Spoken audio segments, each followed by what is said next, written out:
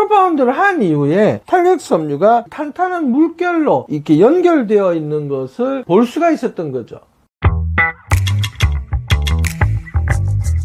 안녕하세요. 피부지킴 이상준입니다.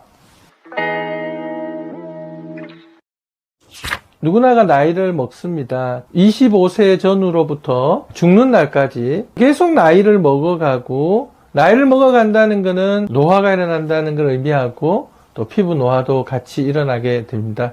결국 콜라겐이라는 것이 자꾸 없어지고, 우리가 고무줄이 오래되면 끊어지듯이 자꾸만 부스러져서 결국은 노화가 생기는 걸로 생각을 합니다. 그래서 이 콜라겐은 없고 없어지는데 어떻게 하면 보충을 해줄 건가? 콜라겐이 열을 가하니까 피부가 오그라지면서 피부가 수축하면서 여러 가지 종류의 성장인자 또는 림포카인, 사이토카인 또 여러 가지 그런 성분들이 뭔가 콜라겐을 만들라라고 하는 신호를 보내게 되고, 그래서 콜라겐들이 만들어지면 피부가 좀 탱탱해지고 피부가 좀 쫀득쫀득해지고 이렇게 된다고 알려졌습니다. 그렇게 열을 가하는 게 바로 서마지와 울세라 같은 그런 레이저라고 할 수가 있는데요. 그것만으로는 좀 아쉬우니까 조금 더 강한 방법들을 찾은 게 바로 프로파운드라고 할 수가 있습니다. 좀 더 피부에 직접적으로 바늘을 이용해서 열을 가해서 자극을 주는 것이 바로 프로파운드라고 할 수가 있습니다.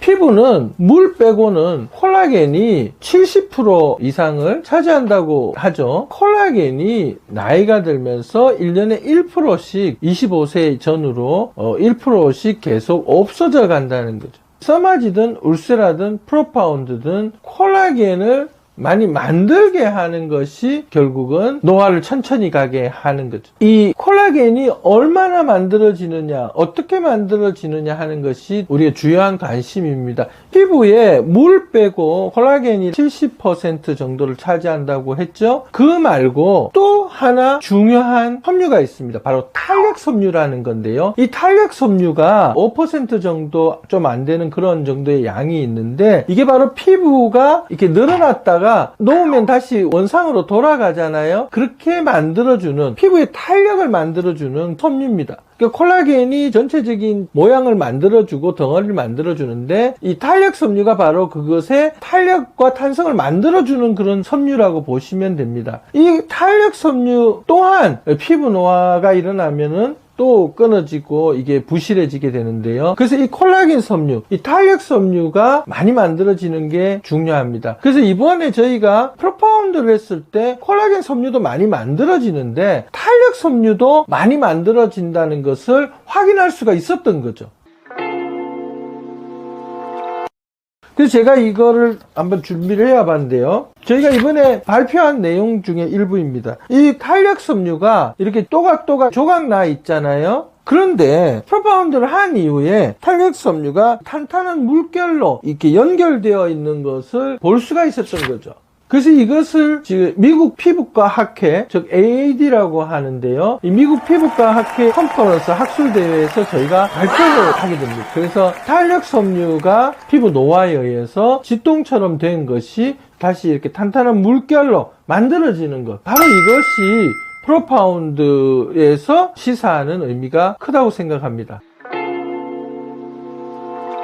프로파운드는 좀 더 시술자의 손을 좀 더 많이 탄다고 할 수가 있을 것 같습니다. 시술 시간이 보통 3-40분 정도 걸린다고 하는데요. 저희 병원에서는 2시간 이상 시술을 하게 됩니다. 시술을 하다 보면 이게 계속 확인을 해주고 또 좀 안전하게 들어갔는지, 적절한 깊이에 들어가 있는지, 그리고 효과가 좋을 건지, 그러다 보면은 2시간을 훌쩍 넘기게 되는 경우가 많고, 그런 부분들이 저는 시술에 되게 중요하다고 생각합니다. 특히 이 턱선을 할 때는 뼈가 여기에 있고 바늘이 들어가는 상황이 되니까, 바늘은 뼈 근처에 가면은 잘 구부러지거나 휘는 경향이 있습니다. 아주 약하고 가늘거든요. 그러니까 그 부분을 할 때는 극도로 긴장을 하고 각도를 잘 만들어서 시술을 하게 됩니다. 또 그래서 그것이 이 부분 이하로는 잘 병원들이 안 하게 되는데요. 여기를 잘 처리를 하는 것이 바로 이게 결국 이렇게 붙어야 이 턱선이 다시 살아나는 거거든요.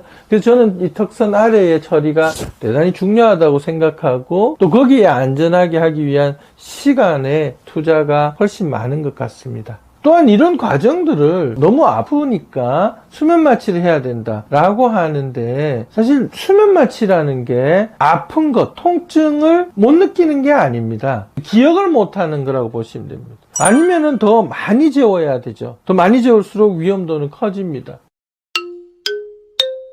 안전하게 하기 위해서는 한 뜸 한 뜸을 확인하고 그것이 바로 국소 마취를 해야 되는 이유인 거죠. 시술이 시작되면서 이 정도인데 수면 마취를 하죠? 이런 말을 모든 분들이 다 하십니다. 더 재밌는 사실은 코를 골고 주무시기 시작을 합니다. 그게 어떻게 가능하죠? 안 아파야 코를 골 거 아닙니까?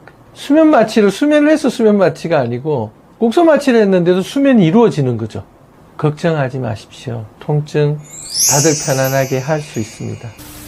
이렇게 정교한 시술을 해야 되기 때문에 시술을 하면서 바늘이 아주 가늘기 때문에 이게 구부러질 수도 있고 또 커팅이 좀 벗겨질 수도 있고 그래서 이런 것들을 감안하면 이렇게 저희가 보면서 시술하는 게 좋고 환자의 반응도 계속 보는 게 좋습니다. 환자분들이 보통 제일 많이 하시는 이야기가 되게 한 땀 한 땀이라는 표현을 저한테 많이 하시던데 정말 한 땀 한 땀이 좋은 결과를 내었으면 하는 바람으로 또 그렇게 좋은 결과 그리고 안전한 결과를 가져올 수 있도록 하는 그런 마음으로 시술을 합니다.